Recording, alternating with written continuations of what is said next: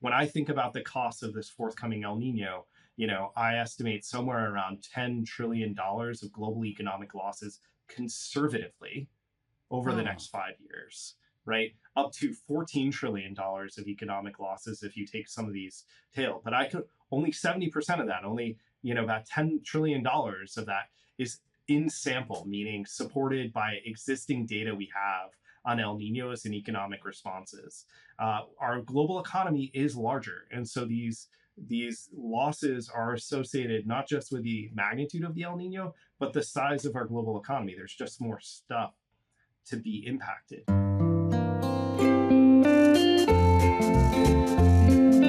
Hello and welcome to another episode of the Odd Lots podcast. I'm Tracy Alloway. and I'm Joe Weisenthal.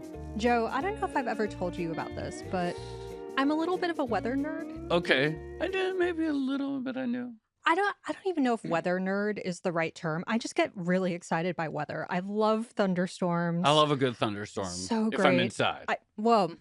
This is the thing. I love thunderstorms, except when I'm on an airplane or something like that. Yeah. I do not like economically damaging weather. I feel like I need to throw that caveat in there.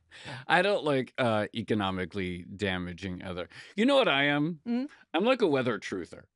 No, this is what I mean. Like, I don't believe. So, for example, I don't believe that there's any accurate way, for example, to measure wind chill. It's like, oh, it's like 25 degrees out and it feels like 15. It's like, how do you know what 15 feels like? You know what I'm saying? Like, I don't believe in some of these numbers. Also, humidity. What? There's water in the air. Give me a break. There's no water in there. No, that one I believe Tell in. me you've never been to Abu Dhabi No, in the summer without telling me you've never been to Abu Dhabi in the summer. No, this last week in New York, But I you were did just in feel. Hong I Kong. felt You like know I. what I humidity know feels that like. one was a joke. I do. I am a wind chill skeptic, even though I don't think that's the topic of our conversation today. It is not. The topic of our conversation is actually economically damaging weather. Yes. And specifically the upcoming El Nino, which, by the way, it's not that often that you see a lot of sell side notes start to mention weather Yeah. phenomenon. But just in the past, few days, I've had a Thailand economics note from Citi talking about interest rates and quoting the potential impact of El Nino, Okay. potentially inflationary. I've had a Bank of England outlook from Morgan Stanley that mentioned El Nino, Wow. and also a Bank of America FX outlook talking about the impact on EM currencies. So this is something that people are expecting to have an actual impact both on the global economy and the investment landscape. You know, I will just say, even though I'm not a weather nerd the way you are, I sort of have this thought that if you look at like the really grand sweep of history, like thousands and thousands of years, Mhm. maybe even hundreds of thousands of years, I sort of think there are two things that matter in human history. One of them, as you know, I'm interested in is like basically technological evolution, media technology, and how it reshapes how we think. And then the other one is sort of climate change, weather, and storms. Yep. And I think that when we think about history, many things are contingent either on like brief or long periods of weather change, and it can reshape society in permanent, long-term, unexpected ways at the time. And have we ever even done any El Nino episode I in don't like think 10 so. years or 11 years of doing this? I don't think we have. But it sounds like this is one that we should cover if it's showing up in all these notes. If we're going to cover one, this should probably be the one because at the moment, well, you have different El Nino forecasts, Yeah. right? And, there's a range of probabilities involved here, but a lot of the forecasting models are currently forecasting that this is going to be a potentially record-breaking Yeah. El Nino, something we haven't seen in decades. Do you think there are any people who are like, oh, it's interesting you bring up the El Nino? You know, I've always thought La Niñas are the more underrated one. Do you think that's a type of guy? Like No, I sort like I hope not. But are you going to become like I'm an gonna El be Nino truther? no, And you're I'm going to be gonna like, how do you become know it's El Nino unless you're standing in the Pacific Ocean measuring the water I'm yourself? gonna become a guy who's like, you really should be paying attention to the upcoming La Nina. Oh, good. That'll be a fun transformation for you. Okay, well, we do in fact have the perfect guest. We're going to be speaking to someone who not only follows the weather, but also tries to measure its economic impact. We have Justin Mankin. He is professor of geography at Dartmouth and director of the Climate Modeling and Impacts Group. So, Justin, thank you so much for coming on Odd Lots. Yeah, happy to be here. Thanks for having me. I feel like maybe the first thing we should do is can you convince Joe that El Nino is a No, real thing? I believe No, it's a apparently real he thing. needs like a first person Well, experience of it. What is El Nino? what is it? Yeah, like wind chill factor, it is in fact real and measurable.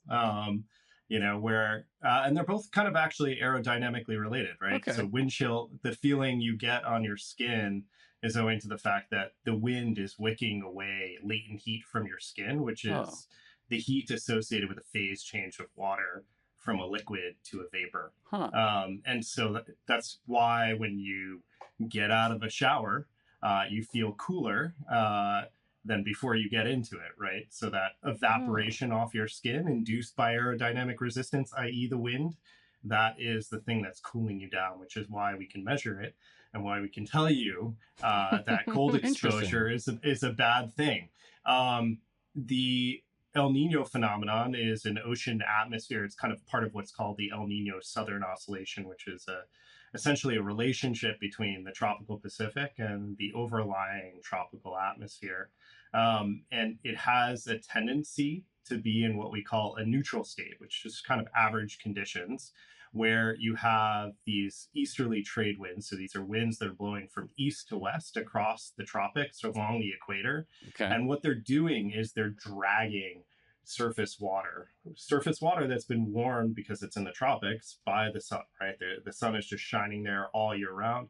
And so that water heats up, and then the winds kind of drag that surface water and create literally a pile, such that the sea altitude is higher in the West Pacific than in the East Pacific. And that pile of warm water is something we call the West Pacific warm pool. And so it just sits there parked by Indonesia and Australia. And then every once in a while, those trade winds weaken and break down. And that pile of warm water that actually penetrates quite deep into the Western tropical Pacific, that pile of warm water just spreads itself out over the vast expanse that is the tropical Pacific. And so that's actually how we measure El Nino, is we're measuring it as a function of sea surface temperature anomalies. So how much warmer than average are ocean temperatures at the surface, at this time in this location. And there are different ways to kind of calculate what the regional average is, and we can get into that technical nitty gritty. But essentially, all this water sloshes back eastward, and in doing so, reconfigures all of weather, which is just energy redistribution from the sun on our fluid planet, right?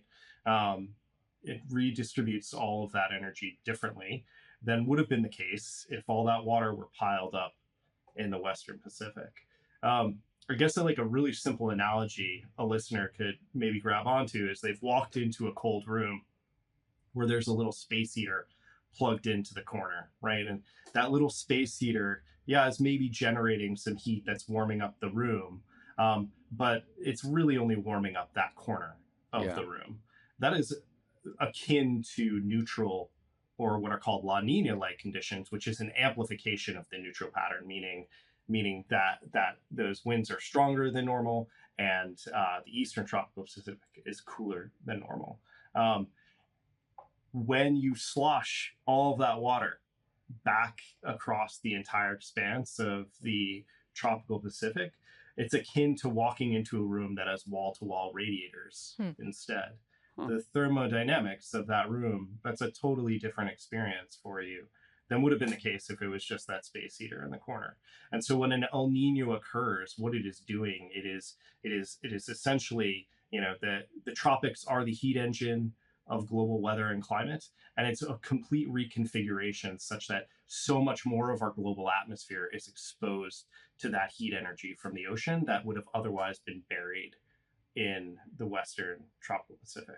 Does that That make was an sense? amazing answer. Yeah. And I understand something that I went 45 years without having any idea of, and now I get it. And as someone who used to live in a drafty New England home, I have a lot of experience with space heaters that only heat up that corner of the room. What are the conditions, or what are the drivers such that these El Ninos are semi-regular? Why do they seem to come every few years? Why are they not a permanent pattern? Why is one year an El Nino year and another year isn't? Yeah, there's a lot of work on kind of the drivers of the breakdown of the winds in the Eastern Tropical Pacific. I think, a simple answer is that we live on a sphere that's rotating and has stratified and unstratified fluids in the form of, the ocean and the atmosphere. And that essentially means that energy is propagated as wave phenomena, right? With peaks and troughs. And El Nino is akin to a wave phenomena, right? It is kind of a pattern, what we call a mode of variability. George Philander, who is this Princeton geophysicist and major scholar of El Nino, called El Nino the trunk of the variability tree when it comes to climate variation in terms of kind of regulating these pulses of energy redistribution around our planet. And so, a phenomena like El Nino being modal, meaning it has a canonical pattern temporally and spatially, and then induces physical responses that we can characterize and use as a means of prediction, right? Like we know what we should expect for Peru. We know what we should expect for Australia. And we're able to do that because we've diagnosed this mode of variability and given it a name and characterized its length scales and characterized what we call its teleconnections, meaning the kind of physical bridge between El Nino as a phenomenon and what it implies for the Indian monsoon or for the southwestern United States temperature and precipitation regime for that season. And we've given these things a names, and they've come instead of being purely a source of kind of stochastic uncertainty, just kind of random variation in weather and climate, they become a means of predictability. And that's what's really powerful about investigating these type of phenomena and giving them names, right? We have El Nino or El Nino Southern Oscillation, which is the kind of teleconnection with the overlying atmosphere. We have the North Atlantic Oscillation. We have the Indian Ocean Dipole. We have the Madden-Julian Oscillation. So we've like identified these patterns and their kind of manifestation.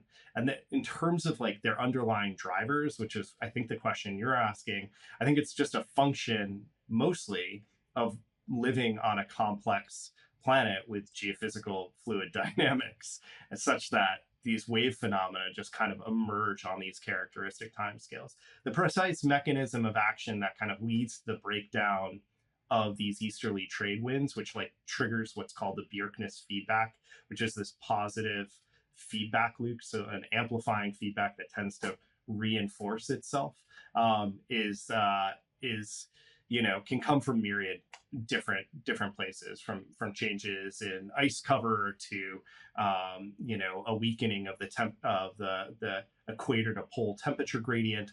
All kinds of different things have some culpability and potentially causing a breakdown of these winds that allow the sea surface temperatures to slosh eastward again and reconfigure all severe weather on our planet. So, talk to us about what the forecast actually is for this particular El Nino, because I read these things like apparently the Australian Bureau of Meteorology, which would be interested in this because Australia is particularly affected by El Nino, apparently, but their index of the relative oceanic Nino index, or RONI for short, apparently has never reached the 3.3 threshold that they currently project before. So that seems extreme. What exactly are we expecting here? So far, all of the earlier forecasts. So there's a bunch of different ways to forecast El Nino. All of them kind of stem from some of the original innovative work in the late 70s and early 80s by Mark Kane and Steve Zediak, who built the first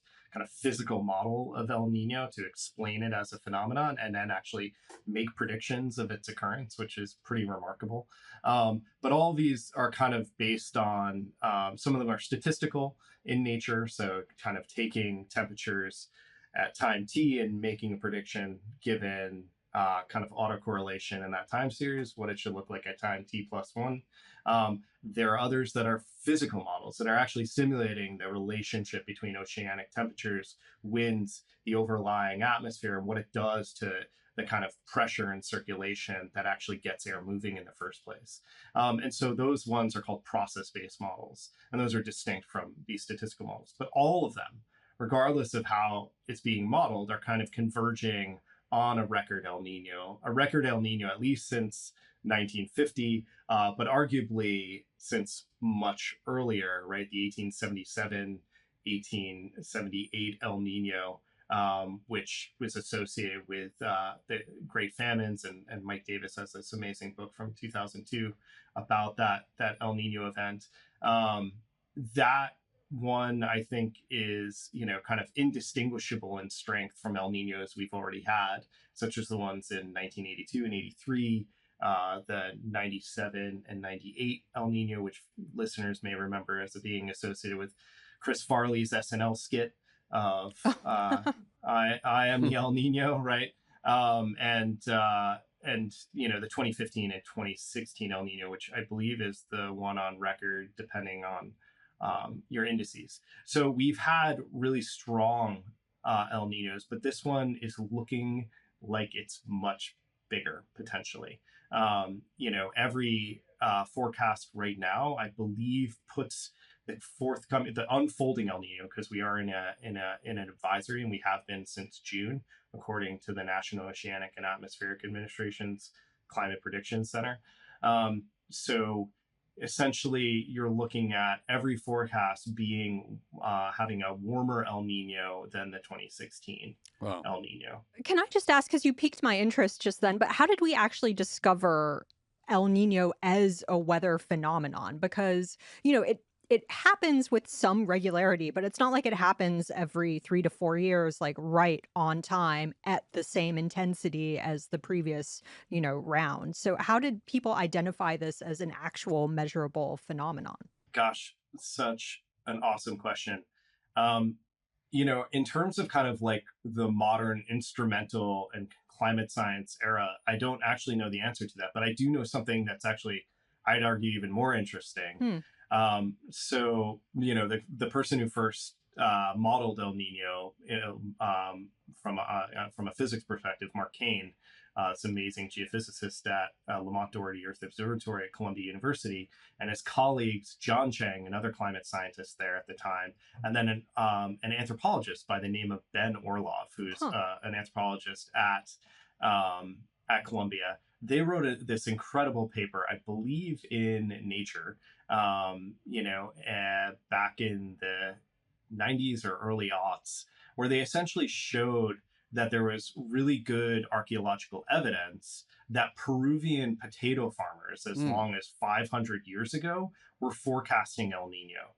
And they were doing it based on the visibility of the Pleiades, which is a star system. Wow. You can see from the Andes. And essentially, as El Nino occurs, what it's doing is it's reconfiguring the distribution of high versus low clouds in the Eastern Tropical Pacific. It's essentially taking convection that was happening near Australasia and moving it eastward. And in doing so, you're creating all of these kind of high cirrus cloud shields over the Andes, and that reduces the visibility of this star pattern. So they were and they would alter their planting dates based on that. So there's just kind of this remarkable cultural knowledge of being able to grab onto something and be able to make a forecast, an informed forecast. And so I'd argue there's a lot of cultural knowledge about these innate climate phenomena around the world that we have yet to kind of appreciate and diagnose in the highly industrialized world,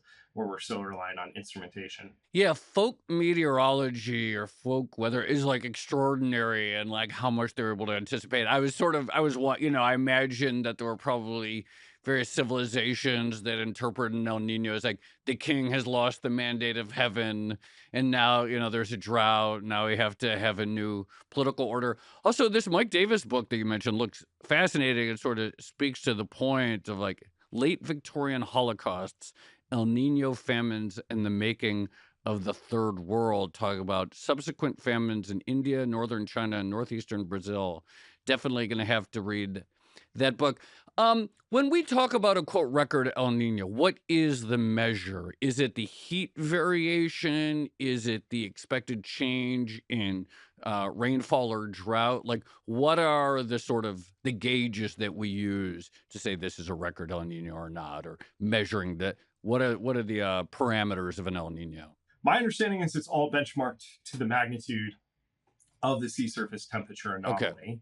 Okay. An anomaly, is a departure from expectation or a departure from normal. And so what constitutes normal becomes really important there for kind of setting the magnitude of how anomalous something is, right? And that's why, when Tracy was talking about the relative, um, Niño index, right? That the RONI, right? That's kind of shifting kind of a rolling baseline because we have secular warming in the tropical Pacific owing to global warming that's occurring, right? As you heat up the planet, the largest reservoir of heat storage just happens to be the 70% volume of water that constitutes our planet's surface. So, and it takes a lot of energy to heat up, a volume of water. It's much more energy intensive to heat up a volume of water than it is an equivalent volume of air. Right. So that specific heat is just much higher. So it's just a great energy reservoir, and the ocean has been doing humanity an incredible solid by absorbing all this excess heat, which is the problem of global warming, right? That we're not allowing our atmosphere to shed heat as efficiently as it otherwise would have been if greenhouse gases were lower in our atmosphere. And in doing so, we're having to heat up to reattain equilibrium such that the energy coming in from the sun is balanced by Earth light leaving out to space. That is not in balance at the moment, and a lot of that excess heat is going into the ocean, and that's how planetary temperatures increase such that in can equal out again. That's essentially a very simple global warming 101.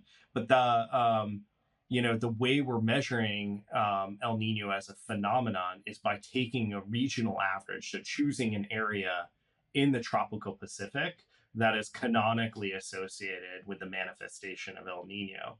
And you can choose different regions and then benchmarking those average temperatures in this month to, expectation, what have averages been Sure.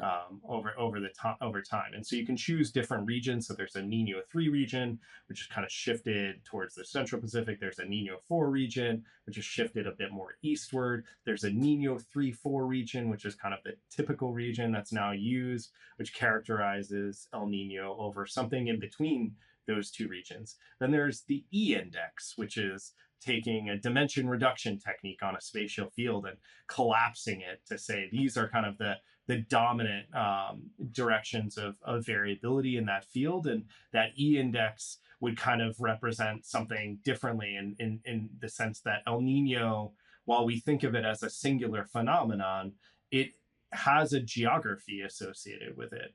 And that geography means that it has flavors associated with it. And so these flavors mean that different parts of the tropical Pacific warm differently and look anomalously different. And so not every El Nino is the same. And so its consequences in terms of the hazard it brings for the United States or for hurricane occurrence in the Atlantic Basin or whatever, right? It's not the same for every El Nino event. The spatial pattern of those sea surface temperature anomalies also seems to matter. And so there's been a lot of work on kind of diagnosing these different flavors of El Nino, and the E index is intended to try to capture some of that. So there are lots of different ways for measuring it, but it's always a sea surface temperature anomaly in degrees Celsius benchmarked to some expectation or average of normal. So, one of the things that Joe and I have learned in doing various agricultural episodes over the years is that when you have a supply shock, the timing matters, right? So, you generally don't want to declare war in the spring planting season Right. when all your soldiers might be off planting stuff instead. Does the timing of this particular El Nino matter? I keep reading that the peak is expected to come sometime in, I guess, autumn in the Western Hemisphere. Is that particularly unfortunate timing? There's been a lot of work that looks, the planting and kind of harvest of crops tends to be something that is highly calendar dependent, and there's a bit of flexibility that I think farmers have to be responsive to their expectations for weather variability. And certainly, ag forecasts have become important, and agriculture writ large has become really dependent on El Nino forecasts. I think, is there the thing about El Nino is that it does typically peak in December, January, and February. So this is kind of the boreal, meaning the northern hemisphere winter. And that has implications for the austral summer, right? For the southern hemisphere summer, which is in the opposite season. And so I think, there's also kind of a time dependency associated with the impact. So let me just concretize this with an example. We've been in an El Nino advisory since June. That's also coincident with the typical onset of the South Asian monsoon, which is a determinant of feast or famine for billions of people, right? You can link monsoon onset to, farmer well-being and farmer suicides. You can link the timing of monsoon onset to diesel prices within India, and kind of the political fates of people around diesel subsidies, because if the monsoon onset is delayed, you have a bunch of farmers suddenly needing to irrigate crops where they otherwise wouldn't have had to, and that irrigation is dependent on the generators that rely on diesel fuel. And so you can see price spikes around those types of things, and the political fortunes of like municipal and kind of local politicians kind of surviving or not surviving in elections based on those kinds of things. So there's like lots of cascading ways in which an El Nino, even at this early stage in its life cycle, which tends to kind of start after what we call the spring prediction barrier, which is kind of this period in time where it's difficult to make a prediction about whether or not an El Nino is going to occur, to next February. So we're looking at kind of a wind down of this event in February, March of 2027. What's interesting about it is that it's going to lock in all sorts of phenomena. 2026 has a non-trivial chance of being the warmest year on record, not simply because of global warming, but because of this emergent El Nino. So it is already kind of just increasing global temperatures over what they would have been in absence of this event. And it's nearly locked in a virtually guaranteed record temperature for 2027, even though we haven't actually had that year unfold yet. It's no coincidence that the hottest years on record have almost always been El Nino years, right? When you take a warming trend and then you impose an anomaly on top of that, you're just going to get these outliers.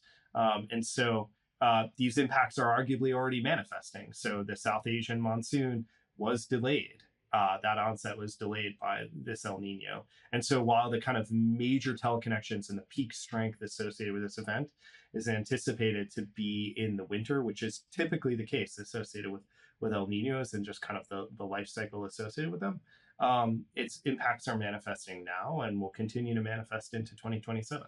Let's talk a little bit about the economic costs that we associate with an El Nino. Like I said, up until your first answer in this interview, I didn't know what an El Nino really was, but that certainly doesn't mean I've never said it or read it before. I used to be on TV. You have a guest. He was like, "Oh, the upcoming El Nino." Joe stroking his beard, pontificating about the El Nino. Yes. But it always seems like a sort of cyclical thing. It's like, okay, it hits every few years and there's some costs and then it goes back to normal. But, if there are whole books about the long-term consequences of any given El Nino, it sounds like at least in some serious ones, there can be quite a tail, quite a, ripple effects. When you go back and look at maybe some of the more recent big El Ninos that we had, I think you mentioned there was one in the early 80s. How do you think about like tallying up, I don't know what what the global economy, the price the global economy paid for it? I want to call out a key collaborator that I've had in this work, Chris Callahan, who's a professor at Indiana University, and just a stellar scholar. I couldn't have asked for a better PhD student to get to think about these hard things with. So, Chris had been thinking about El Nino and its kind of projection uncertainty in other contexts, meaning what does the future of El Nino look like in a world with global warming, and how to understand that. Just given that it's such an important part of year-to-year variation in weather and climate globally. And it's essentially unknowable, right? It's very hard to know what El Nino is going to look like in 2050, what it's going to look like in 2100, and how that picture changes as a function of what your background warming happens to be. One of the things we had been investigating is just, well, we kind of had pivoted from thinking about future to saying, well, we live in a world where global warming has already occurred. We can simply document what has happened. And so, much of what my lab group does here at Dartmouth is investigate retrospectively, kind of build that documentary evidence of here are the costs of climate change to date. And in thinking about the costs of climate change to date, one of the things you have to do is isolate those costs from the costs that would have happened anyway, such as the cost from El Nino, which is an innate form of climate variability, right? El Nino occurs in absence of people and their greenhouse gas emissions. Okay. And so isolating that cost and kind of partitioning it from the cost accounting of global warming to date became a pretty important exercise. So we're always in kind of detection and attribution science trying to say, well, what is consistent with the world as it, has been versus the world as it would have been absent global warming. And that means having a really clear picture of what we call internal climate variability, such as the variability from El Nino. And so we were interested in this cost accounting of El Nino, just to clarify the cost of global warming to date. Sure. And when we went back and did this exercise using these causal inference techniques, so this is all observationally built, right? We can take data of variation in El Nino, which is essentially a random treatment, right? It is stochastically generated while it has a life cycle, against it. Our global economies aren't necessarily shaping sea surface temperature anomaly patterns in places like the tropical Pacific, right? So it's effectively exogenous from our economy, right? And so that's really crucial in this empirical setting of trying to identify, well, what's the effect of an El Nino on an economy, and how does that upward aggregate to a macroeconomic toll? What you can do is just take a bunch of data of something like gross domestic product, which is summarizing all economic productivity, goods and services produced by an economy. We have pretty good data on that at the country scale for a pretty long amount of time. And you can look at differences in that economic growth. So how did economic growth vary from year to year? So you're not looking at absolute levels of GDP, you're looking at changes in economic growth as embedded in changes in GDP. And then you can look at something like El Nino as a treatment. And then you have another source of variation, which is that not every country is equally linked to El Nino physically. El Nino is kind of remarkable in that it generates many different kinds of physical hazards, from heat waves to droughts to floods to landslides to wildfires, right? And so in that sense, like, its impacts, interestingly, look a lot like the wider impacts from global warming, which is a worthy discussion in and of itself, but we'll put that to the side for a second. And what you can do is you can exploit the kind of random variation we've observed in the real world of El Nino occurrence and El Nino magnitude, how that relates to the teleconnection, how tightly coupled a location's weather and climate is to El Nino as a phenomenon, and then see what accounts for the variation in economic productivity as measured in changes in GDP. And so that's what we did back in 2023 and published in a paper in Science, where we showed that actually we can detect very sizable deviations in economic growth from El Nino as a phenomena, and that scales in teleconnection strength, meaning countries that are most influenced climatically and from a meteorological standpoint by the phenomenon of El Nino are most impacted, and negatively so. So Peru with road washouts, disrupting commodities from mine sites in the mountains to port, induces a shock, and that shock doesn't seem to be what an economist might call a level effect, meaning a simple deviation that you then recover from in a subsequent year.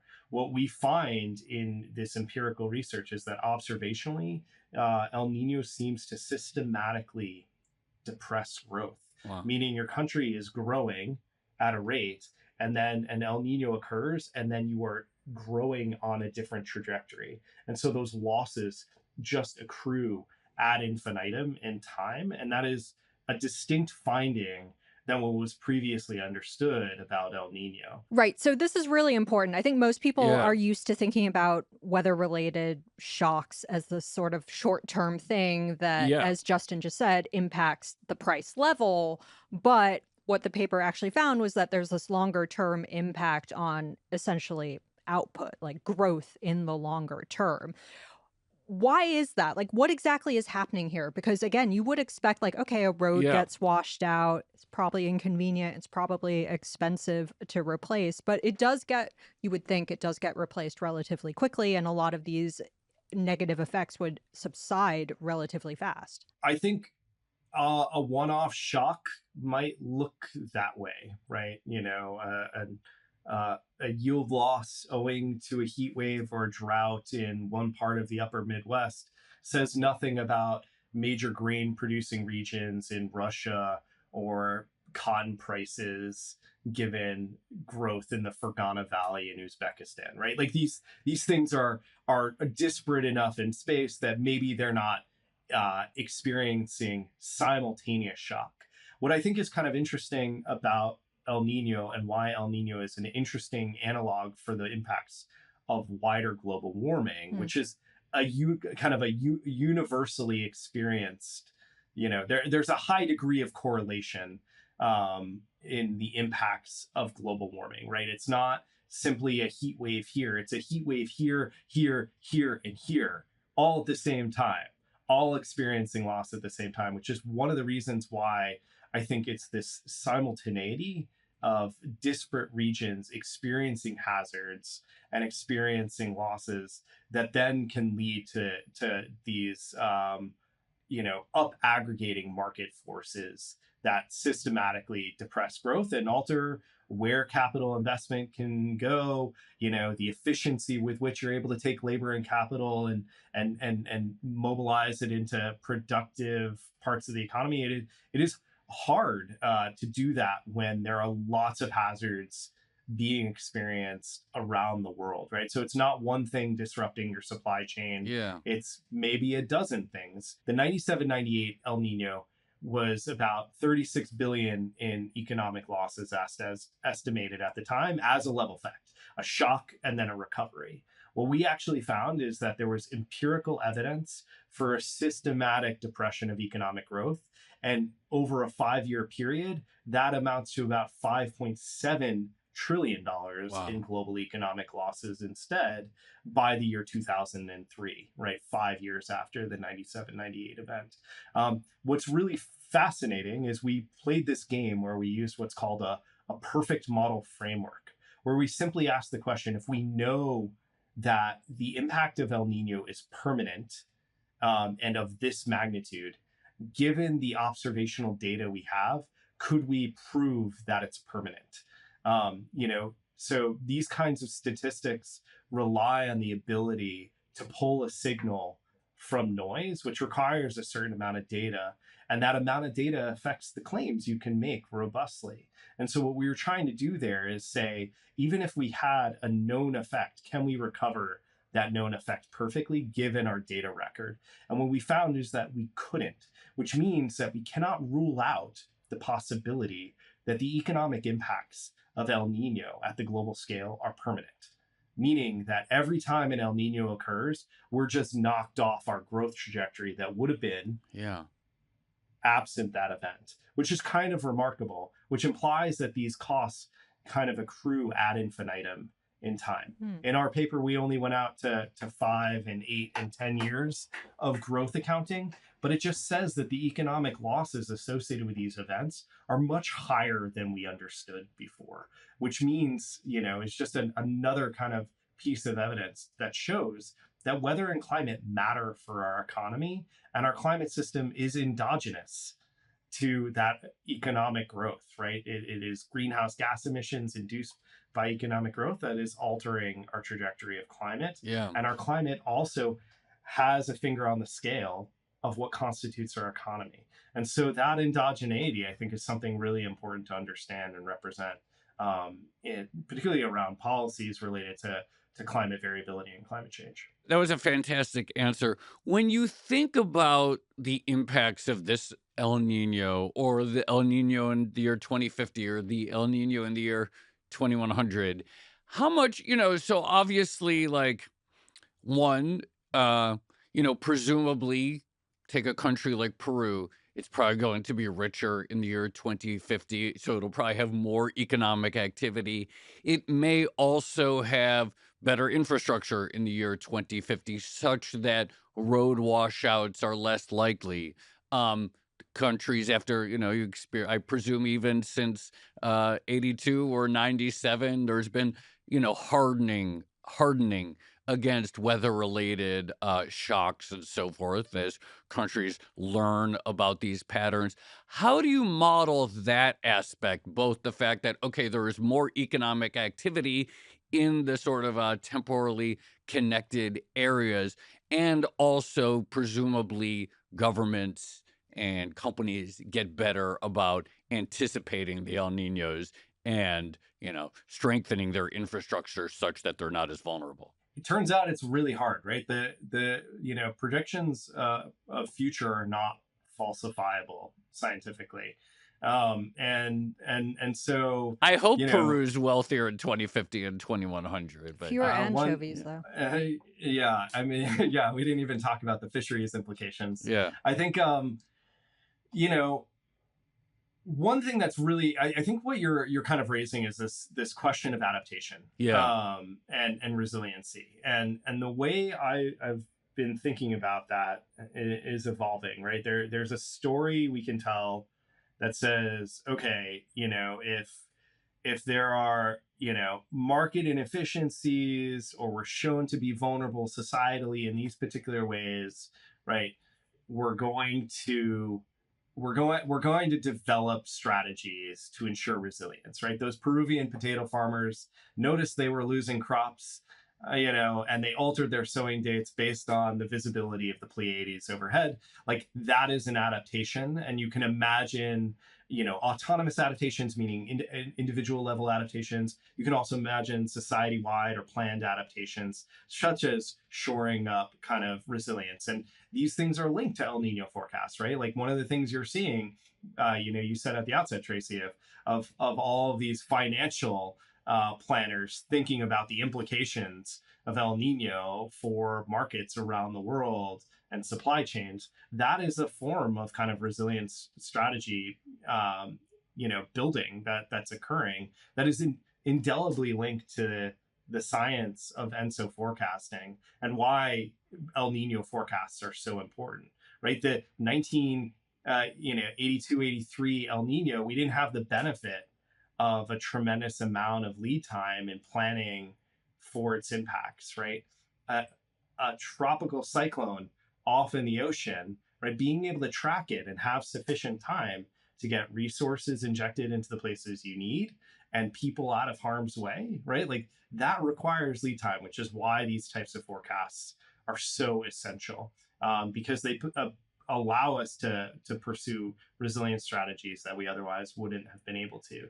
But this wider question of, like, are we well adapted to climate variability we have? And shouldn't we expect that we'll be even better adapted to climate variability in the future?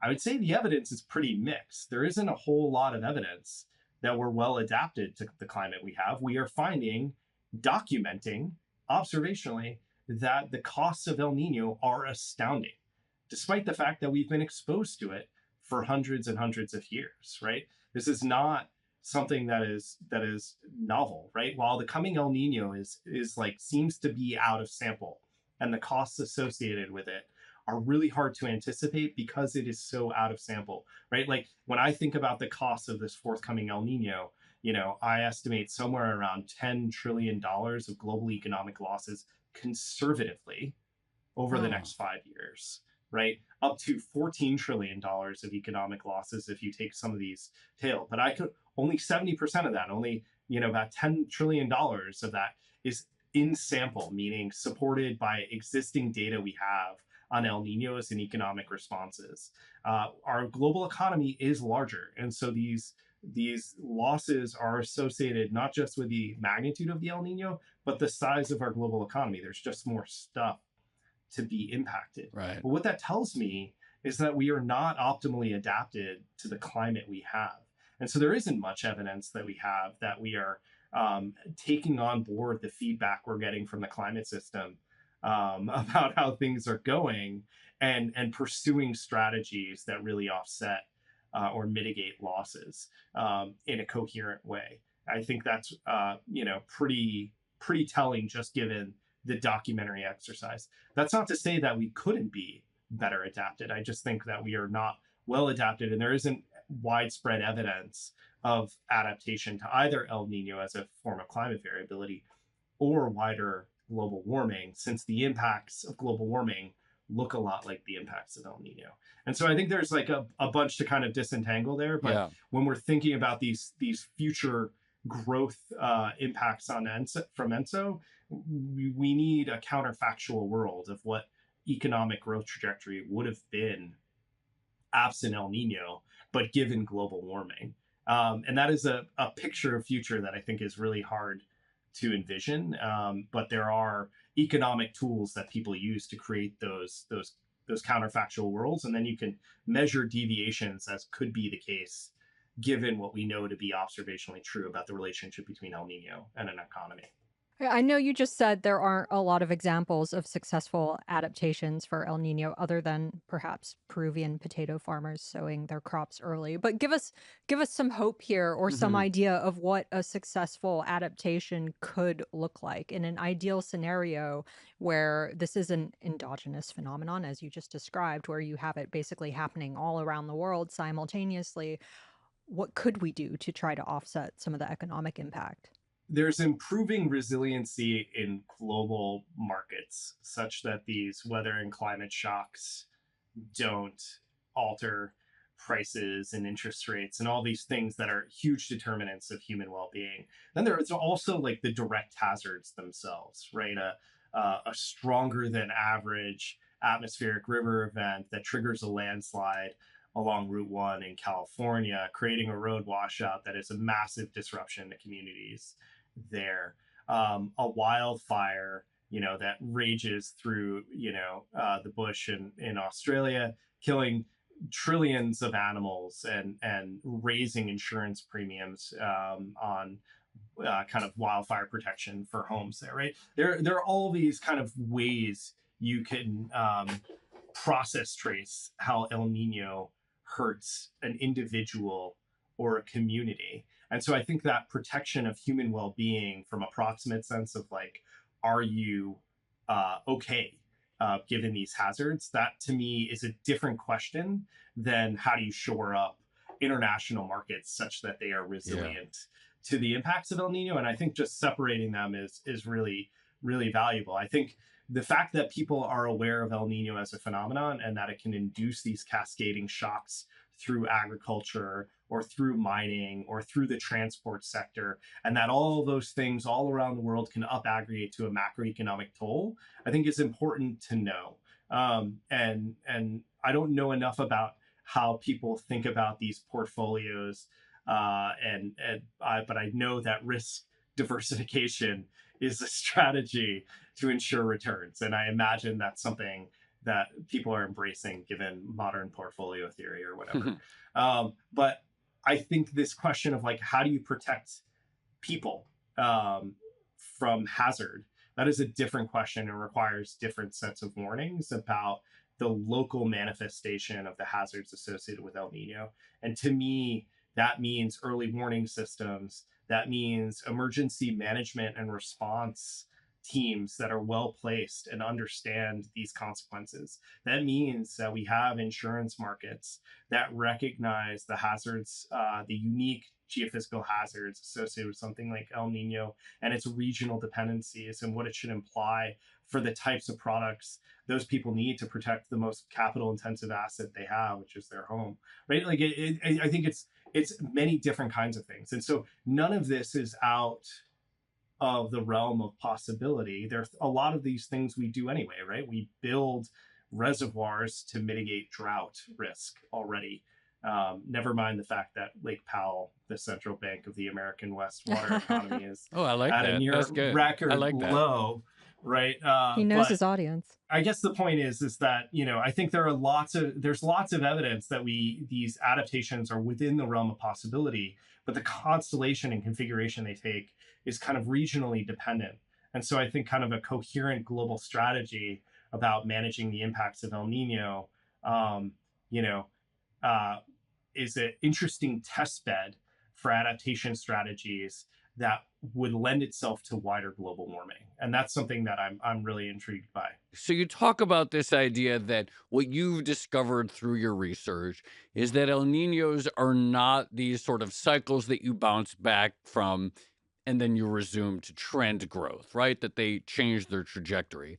But if El Ninos are something that are very consistent and predictable throughout history, such that we've been, there's evidence of farmers having tried to anticipate them going back over 500 years.